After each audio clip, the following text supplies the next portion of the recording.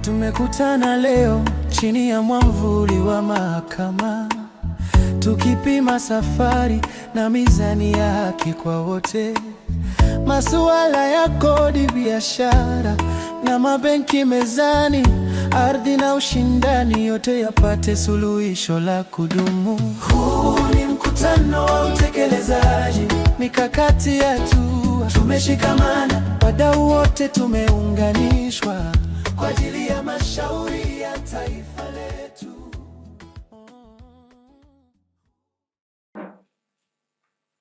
Mheshimiwa Jaji Kiongozi, Mheshimiwa majaji wote tuliopo na viongozi wote kwa ujumla yetu hapa, mabibi na mabwana. Kwanza nimshukuru Mwenyezi Mungu kwa mara nyingine kwa jinsi ambavyo ametupa fursa nzuri ya kufanya mkutano wetu katika mazingira ya amani, kwa ushirikiano mkubwa. Ukiangalia kila aliyechangia akiwakilisha taasisi yake anaguswa kwa dhati na anataka haya mambo yote ambayo tumeona ni changamoto yafikie hatua za kupata ufumbuzi na yaache kuwa changamoto.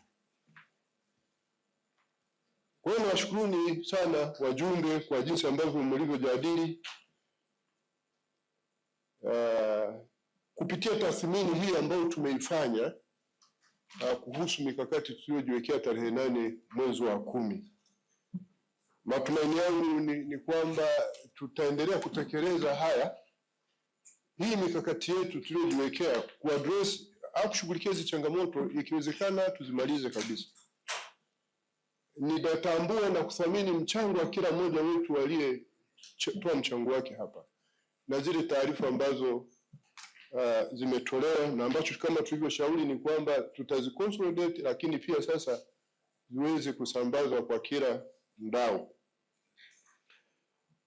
Na kuna hili swala ambalo lilijitokeza, kwa mfano vikao vilivyofanyika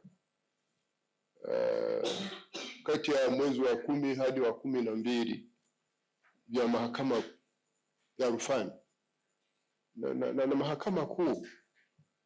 Kuna mambo yalibainika pale na Mheshimiwa Msajili Mkuu amesema, mimi naomba kuya highlight kwa sababu hatima yote hii haki inakuja kuishia huku mahakamani. Hizi changamoto ambazo amezitaja Msajili Mkuu na zikiwemo na baadhi ya nyinginezo nyingi, zinaweza kuwa zinaangukia kwa upande wa wadaawa. Wadaawa inaweza kuwa pia ni serikali au watu binafsi na taasisi binafsi, lakini na mawakili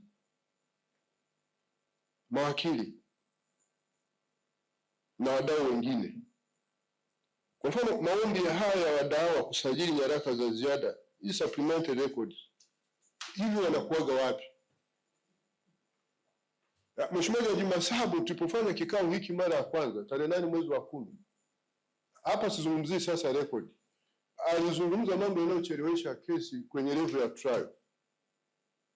Anasema mnakutana pale, mmemaliza hizi pleadings, zimekamilika, mnaenda sasa sijui nini final pre-trial conference, alafu kila wakili upande mmoja eti ana reserve right to file additional records, additional documents. Tunataka kutibu huu ugonjwa, tutamuuliza ni zipi hizo na kwa nini hazitoi sasa. Hiyo ni kwenye level ya trial. Sasa Mheshimiwa majaji, tutasaidiana na wadau wengine tusaidia tumalize huu ugonjwa. Mahakamani tumeshasema ni sehemu ya kupata haki, sio sehemu ya kuja kuegesha mashauri. Na haki maana yake ni hii, ni uamuzi unaofanywa na mahakama. Uamuzi unaofanywa mahakama kwa kuzingatia, kutilia maanani na kutekeleza masharti ya katiba na sheria kwa mujibu wa ushahidi unaoletwa mahakamani. That is justice. Otherwise there is no justice. Kwa hiyo tutaona. Alafu kuna maombi haya ya wadau kwa ajili ya kuweka mawakili wapya. sawa, na wenyewe wanachangia, ni haki yao kuwabadilisha, basi taarifa zitolewe mapema. Mawakili kutotoa taarifa pale wanapojiondoa kwenye shauri, walipaswa watoe taarifa hizo mapema. Wakili mmoja kuwa na mashauri ya mikakati yanayoendelea kwenye ngazi tofauti za kimahakama, na ukweli ni kwamba baadhi ya changamoto hizi ziko miongoni mwetu. Tanganyika Law Society wamesema hapa kwamba ilikuwa ni short notice. That was not a short notice. That was not a short notice at all, because the parties, the advocates inclusive were involved kwenye hiyo masuala hayo. Sasa ninatangaza hapa kwamba kwenye mashauri haya tumeshakubaliana ardhi inabeba sehemu kubwa ya uchumi, na sisi ndio tunaweka kipaumbele. Katikati ya mwezi wa 3, mwezi ujao, tutaanza vikao mahususi vya kusikiliza mashauri ya ardhi. Tunawapa hiyo taarifa mapema, mjue. Tutawaletea cause list mapema. Mawakili wenu, mawakili mjiandae, msiwe na visingizio. Kwa hiyo hiyo nifikiri niliseme kwa sababu lina impact negative kile kitu ambacho tungeweza kukiona.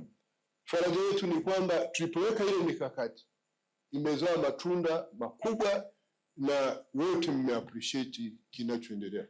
Mimi niruhusu niwaombe mjipigie ninyi makofi kwa haya mlioazimia, halafu tukayafanya katekelezeke.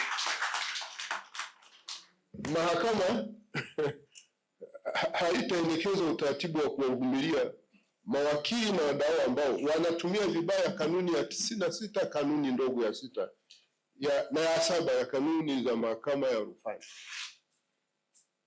Hatutavumilia tena wadau ambao wanajua fika kuwa hawajawasilisha mahakamani nyaraka fulani, lakini badala ya kutumia nafuu zilizopo na kuwasilisha nyaraka husika kabla ya kesi kupangwa kusikilizwa, wao wanasubiri siku ya tarehe kusikilizwa na kuomba kuwasilisha nyaraka hizo ili mradi kukwamisha tu usikilizwaji wa shauri husika.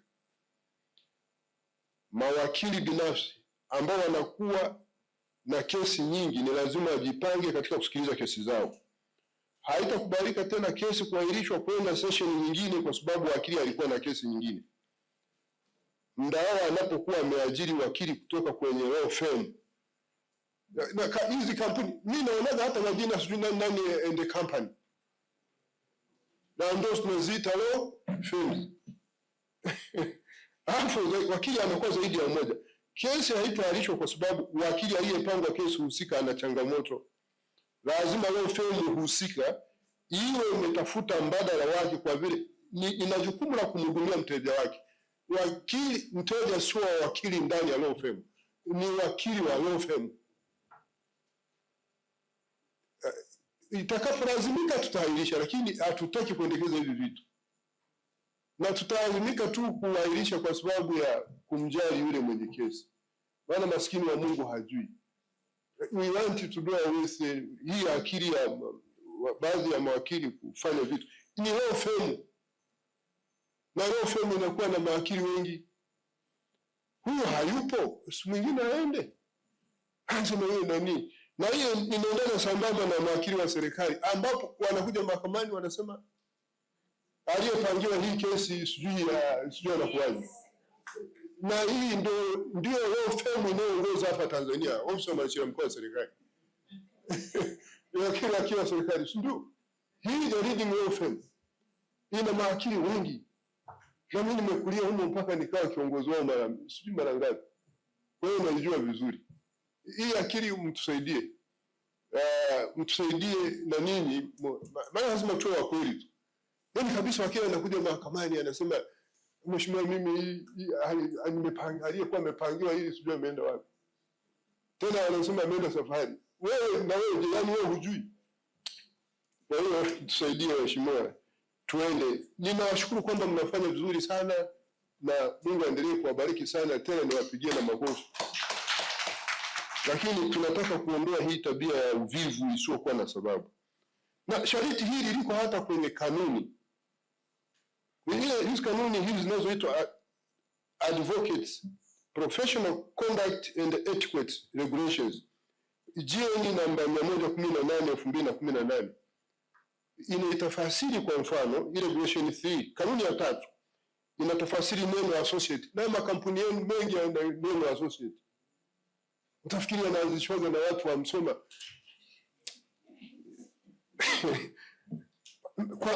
Nasema hivi, associate means except where otherwise stated a partner or associate in the practice of law, and includes one who shares an office or with expenses or office expenses or both with an advocate. The regulation number 33(1)(b) ya kanuni hizo, yani hizo kanuni. Ni kanuni namba 33, kanuni ndogo ya kwanza B. Hizo kanuni inampa ruhusa wakili kutoa taarifa za mteja anayemhudumia kwa mawakili wenzake kwenye kampuni yao ya mawakili. Hii wakili ndio kwenye law firm anakumbatia tu hapa, na ndio maana wanaanza kuzungumiana hizo fedha huko kwenye makampuni yao. Hii inamaanisha kuwa kampuni ya mawakili inakuwa na ufahamu wa taarifa za mteja na inawajibu kwa mambo yote yahusuyo mteja husika. Hili walizingatia. Tunataka kuzimaliza hizi pesa.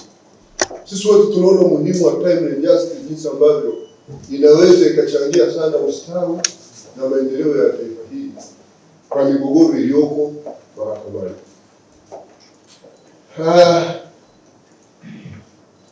Na naamini pia kwa upande wa mahakama zinaweza kuwepo changamoto, na baadhi yenu mmezisema hapa kuhusu mahakama. Hiki ni kikao, lakini sio mwisho wa kukutana na kushauriana. Kama zingine kuhusu mahakama zisema hapa baada ya vikao hivi, na nashukuru Mheshimiwa Prosper Mwangamila hapa alisema alikuwa anaenda mara kwa mara kwa Mheshimiwa Viongozi na wadau wengine, muingeji uongozi wa mahakama, ni jaji kiongozi, ni msajili mkuu, au ni kwenye level ya kanda, ni jaji mfawidhi, wasajili. Hizi changamoto tuzimalize. Ni jaji mkuu au ni registrar court wa pili kwa kesi za mahakama ya rufaa, tumalize hizi migogoro iishe. Tunaona wote ina faida kubwa nyingi sana. Na nashukuru kwamba pia hapa kwenye kikao hiki tumejaribu pia kuainisha changamoto nyingine na kuzitafutia dawa. Imani yangu ni kwamba commitment yetu ninavyoona nini iko juu sana, na yale ambayo tumeshauri pale kwamba twende tuyafanyie kazi labda kutibu hili tatizo, na hasa swala lile la auctioneers na watu wengine wa hiyo, wale ambao wanahusika waende walichanganya. Na nitumie nafasi hii pia kwa mara nyingine kumpongeza gavana wa Benki Kuu kwa kutengeneza zile circular ambayo alitangaza tarehe 6 mwezi huu wa pili, inayoregulate maadili ya madalali wanaoteuliwa na mabenki kutekeleza zile tuzo zinazotolewa na mahakama. Na tunashukuru sana kwa commitment pia ambayo imetoka kwenye mmoja wa mabenki Tanzania Bankers Association, utayari wao wa kushirikiana na mahakama na wadau wengine kuhakikisha kwamba wanaimarisha uadilifu katika hiyo sekta, na kwa sababu hiyo kuimarisha hadhi ya banking and financial institution industry katika taifa hili. Tunashukuru sana.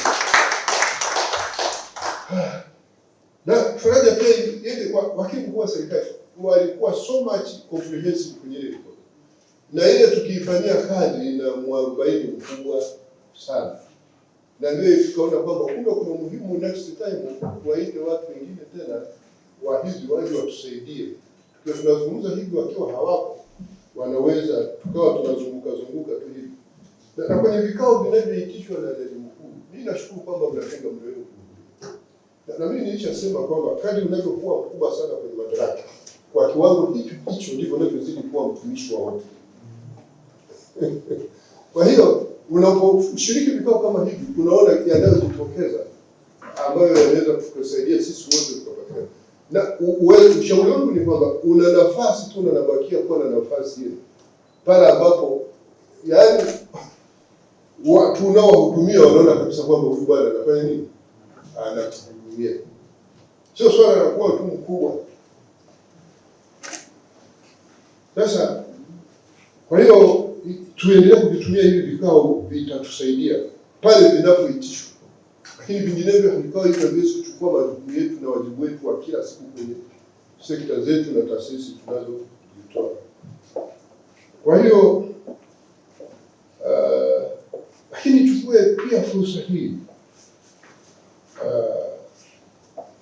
na kwa namna hapa ambapo hata tulivyoendesha kikao chetu na tathmini iliyofanyika, kama nilivyokwisha kusema, tumefanya kikao chetu katika mazingira moyo ya kujengana, yaani kutafuta changamoto na kutafutia ufumbuzi wa pamoja. Hatukusutana hapa. Dahati hiyo ndio inapaswa kuendelea kuwa spiriti ya vikao vyetu. Sisi tunatafuta changamoto, utatuzi wa changamoto na watu nyinyi mmetenga muda wenu kuja kushiriki vikao hivi, ni jambo la msingi sana. Na tuliona kwa mfano yaliyofanyika kule TRAT, alikuwa anatoa ripoti yule mheshimiwa pale, Mheshimiwa Jaji Roda Mtungi, tunashukuru sana na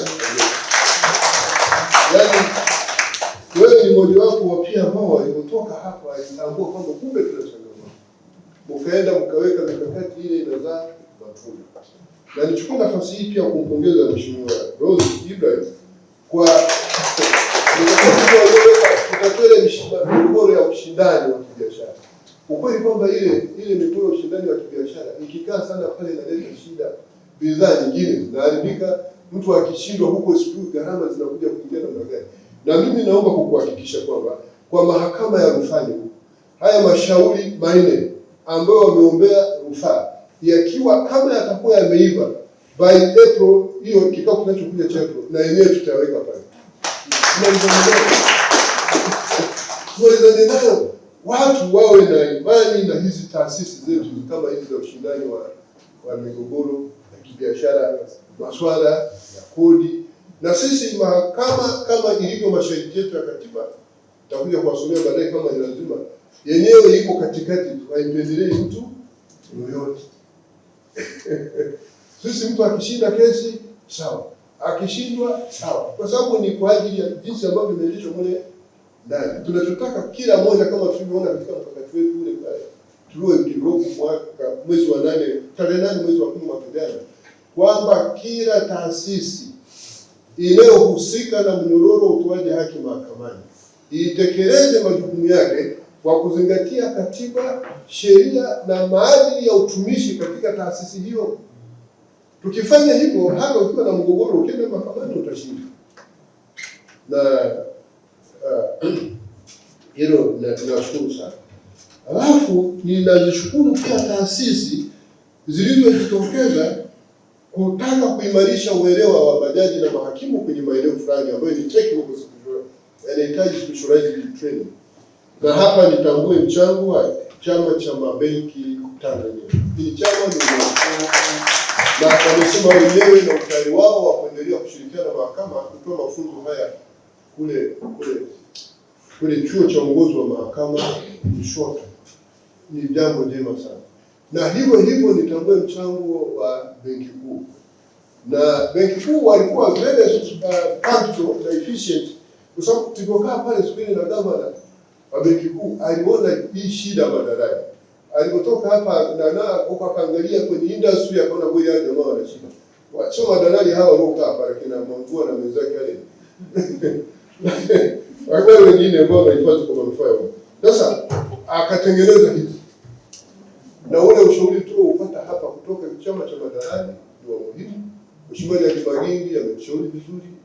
Na wote tunaona umuhimu wa kutafuta tiba ya vitu vinavyoleta kwa uadilifu na uaminifu kwenye execution ya aidha maamuzi ya mahakama au wanapokuwa wanatekeleza jukumu la benki kwa ajili ya kurecover zile property zao kwa watu ambao wamedefault ile. Kwa hiyo ninawashukuru sana kwa utayari wenu kutoa hayo mafunzo. Yatatusaidia sana kwa sababu mtu anaweza kufanya maamuzi in good faith, lakini kumbe kwa sababu pia kuwa tuna uelewa wa kutosha kwa hicho kitu. Tunawashukuruni sana na ninyi, Mungu ataendelea kuwabariki.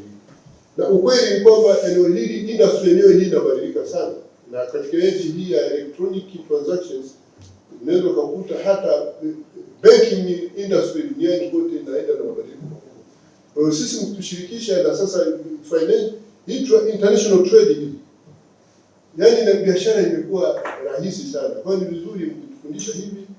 Sawa. Na wenzetu wa Tanzania National Chamber of Commerce wameleta hapa ushauri wao na ombi lao. Mimi naombeni wenzetu wadau mnaohusika kwa vyote kuwafanya wale jamaa watekeleze jukumu lao kwa ufanisi ipasavyo. Muwe tayari kuwasaidia kwa yale ambayo wanahitajika. Ni taasisi ambayo ni muhimu sana. Wengi wetu pengine walikuwa hawajui, lakini ni taasisi muhimu sana. Na nini kwenye nyumba yenu nifanyieni. Muwe na wafanyabiashara ambao kizao ni nzuri. Sio wale wanaosubiri kutapeli wawekezaji. Mimi nafahamu. Kwa hiyo hivi mnachosema ni commitment nzuri. Na nini Mungu atawabariki. Tumezungumza hapa, Dr. Blandina Kilama amezungumza pale kule wa tume mipango. Amesema kwamba 70% ya utekelezaji wa ile dira ya taifa ambayo mimi wanatembea nayo inategemea growth na performance ya private sector. Na ndio maana tunahitaji uadilifu na uzingativu wa sheria katika hii sekta. Na mimi tume ya mipango nawashukuru, uko hapa nawashukuru sana. Nawashukuru sana kwanza mlitugawia hii dira mimi wanatembea nayo. Lakini tena kwa mara nyingine tena mmetutengenezea ile pocket edition. Kadogo kwa watu mheshimiwa. Haka.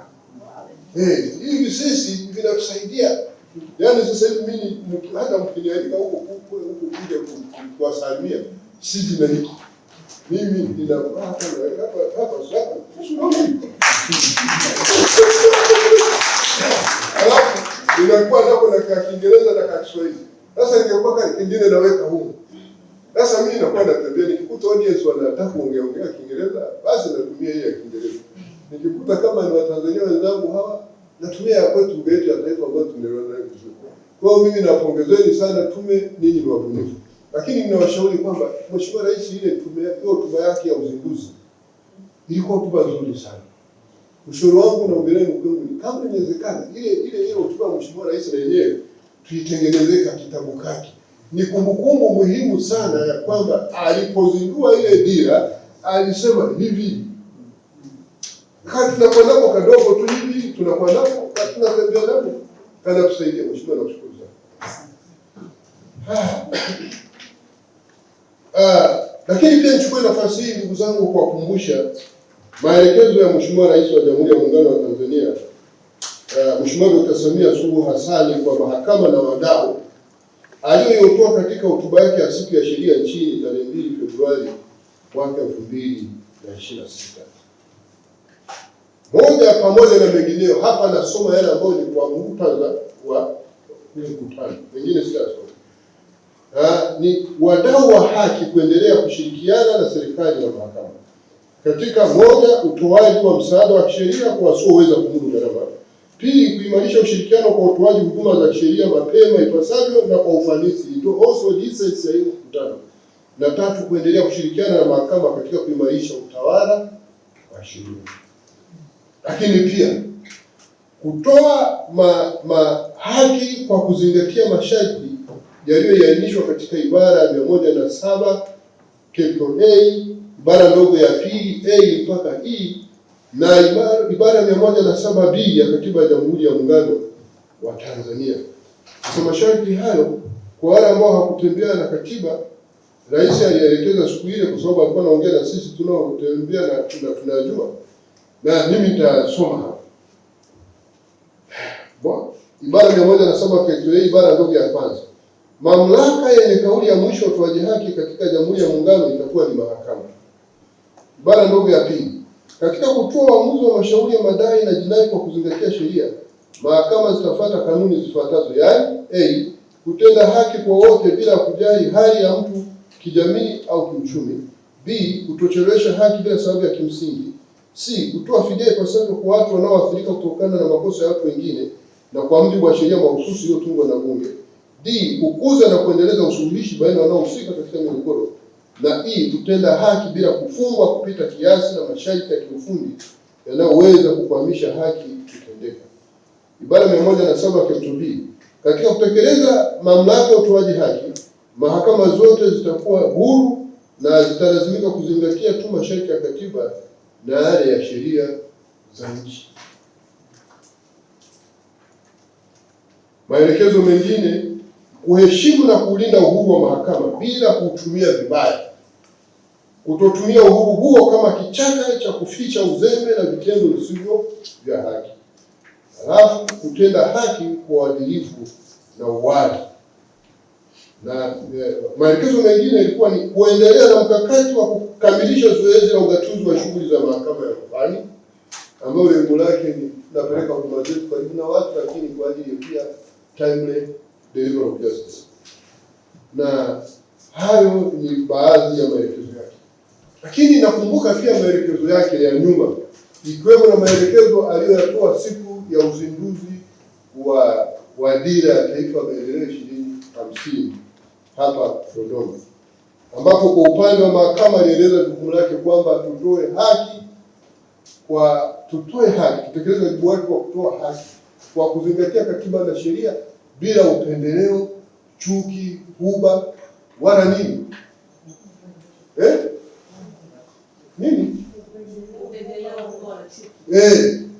kama viapo vyetu vinavyosema.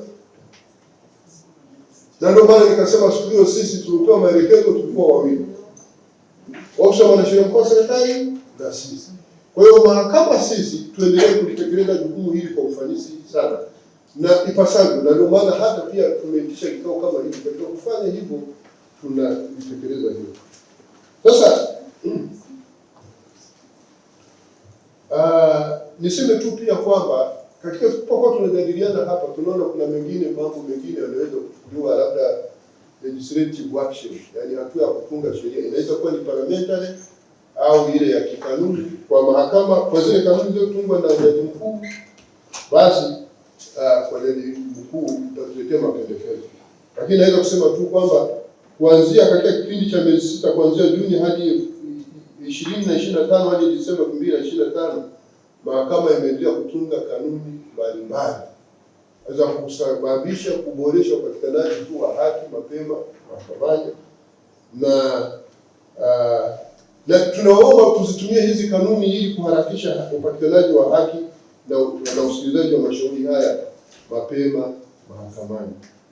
Na ikiwa na ninyi mna mapendekezo, iwe ni Tanganyika Law Society, ni ofisi ya mwanasheria mkuu wa serikali, ofisi ya Solicitor General, ni public ya atilani, hizi taasisi zote hizi, kwa yale mambo ambayo yanaingia kwenye mamlaka ya jaji mkuu kutunga kanuni, tushirikisheni, tutajadiliana, halafu mwisho tutasema basi sasa tunazitungia kanuni.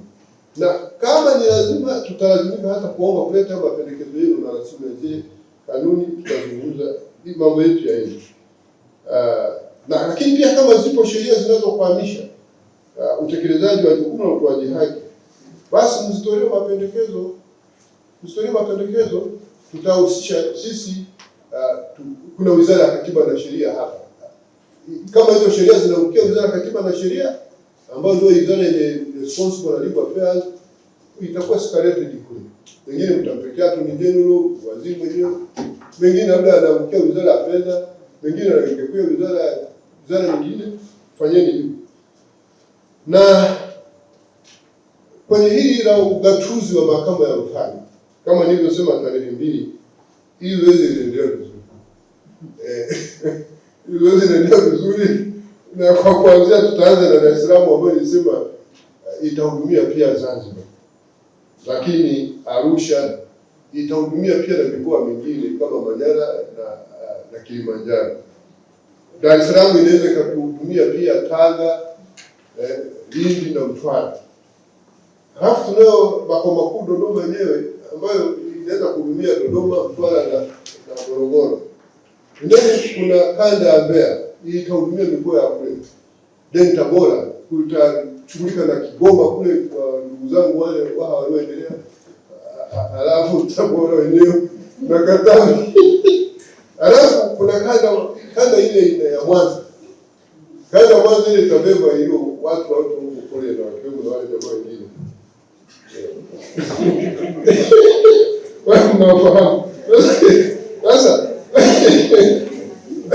Sasa kwenye hiki kikao ambacho kinaendelea sasa hivi cha mahakama ya rufani, tumepanga mashauri 460 kwa sababu ni ni kikao cha mwezi mzima, na hii idadi hii ya mashauri itatupatia picha ya hali itakavyokuwa mara baada ya zoezi la ugatuzi litakapokuwa limekamilika. Matarajio ni kwamba usikilizaji wa mashauri utaongezeka, yaani baada ya ugatuzi. Na mpango wetu ni kwamba katika kikao cha mahakama cha rufani cha mwezi Aprili mwaka huu 2026 kinachokuja, pamoja na mashauri mengine yatakayopangwa kusikilizwa, tutatoa kipaumbele maalum kwa mashauri 107 yaliyobaki katika vikao maalum vya mashauri ya kiuchumi vilivyofanyika kuanzia Oktoba hadi Disemba 2023. Nilikuwa nimeshasema yale yaliyoahirishwa kwa sababu wakili ana kesi nyingine, kuna misiba imetokea. Hii ya misiba kama ni wadau, kama watakuwa wamekamilisha taratibu za appointment ya wale anaitwaje administrator wa ile estate, ndio tutaweza kuendelea. Kama watakuwa hawajakamilisha ni vigumu. Na mengine yaliahirishwa kwa sababu wale wakubwa waliomba walete supplementary record. Sasa nadhani watakuwa wameisha zileta. Kama hatakuwa wamezileta tutairisha hiyo vikao. Kwa hiyo 107 na yenyewe tumeona ni ya msingi leo tuyamalize. Na sambamba na hilo tutaweka kipaumbele pia katika usikilizwaji wa mashauri ya ndoa,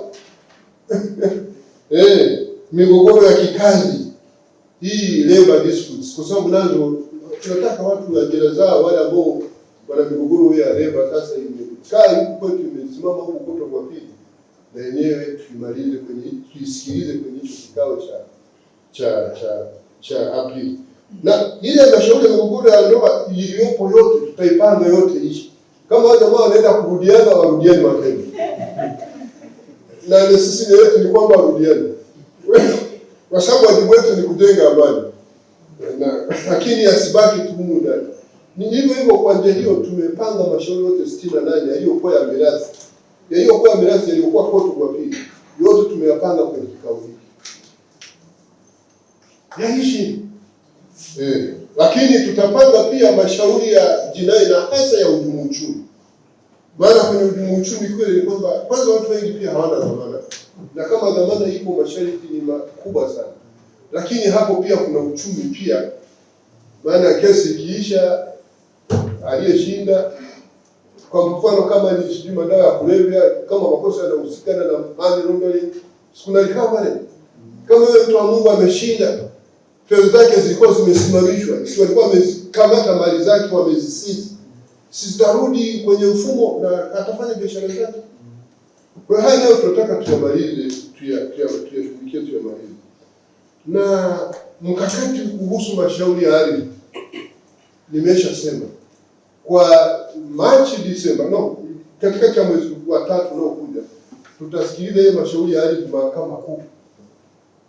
Sasa hivi wanachambua, alafu tuanze kuyasikiliza yaishi.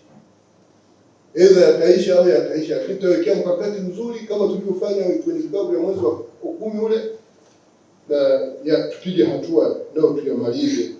Watu wenye kujulikana kwamba ndio mmiliki wa ardhi hii ajulikane, kama anaendeleza, kama anauza, kama anafanyaje, anaenda kuweka mkopo, usitake kuchukua mkopo benki, wala ndio.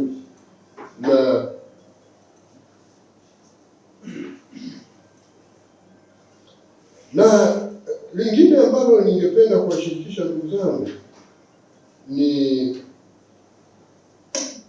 na kwamba nadhani serikali tujiepushe sana na kuchukua maamuzi yale ambayo bila kuzingatia taratibu za kisheria na katiba.